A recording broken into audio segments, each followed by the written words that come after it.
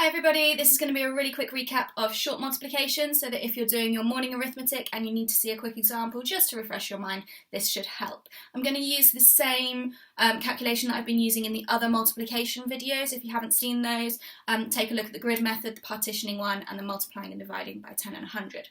So the question that we started with for those videos was 32 multiplied by 5. The reason I'm using the same calculation is so that you can see how different methods can be applied to the same question. I'm going to lay it out just like I would if I were doing column addition or subtraction, okay? But I'm going to put the multiplication symbol there to remind us that we're doing multiplication, not addition or subtraction. I've got a giant equals symbol here, that's where my answer is going to go.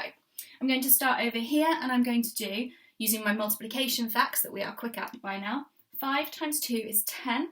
I'm going to place it here because there is 1 10 and no units. I'm thinking about the place value of the columns here. Then I'm going to do 3 times 5, 5 multiplied by 3, which is 15. However, I have a 1 down here that I cannot ignore. I need to add that in. So instead of writing 15 in the answer box, I'm going to write 16.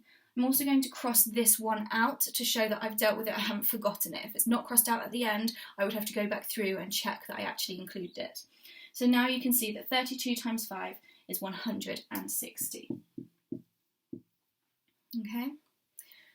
Once you're familiar with this method, you can apply it to any 2 or 3 digit number multiplied by a 1 digit number.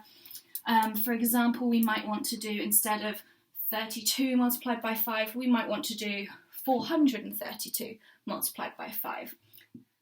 432 multiplied by 5. I've laid it out in exactly the same way I did previously. 5 times 2 is 10. 3 times 5 is 15. Add the 1 more is 16. Cross it out because I dealt with that 1. 4 times 5 is 20. Add 1 more is 21. So 432 multiplied by 5 is 2,160. You may be asked to multiply a decimal by an integer, by a whole number. I'm just going to finally show you how you would do that using short multiplication. So you might be asked to do instead 3.2 times 5 instead of the 32. I'm going to put 3.2 multiply it by 5. I'm going to do the same strategy as I did before. 2 times 5 is 10. 3 times 5 is 15. Add 1 more is 16. However, we have a decimal that we cannot ignore, and when you're doing a decimal multiplied by a whole number, you can just keep the decimal point in the same place value section. So instead of it being 160, it becomes 16.0, or if you just have zeros after the decimal point, you don't need to refer to it, so the answer would just be 16.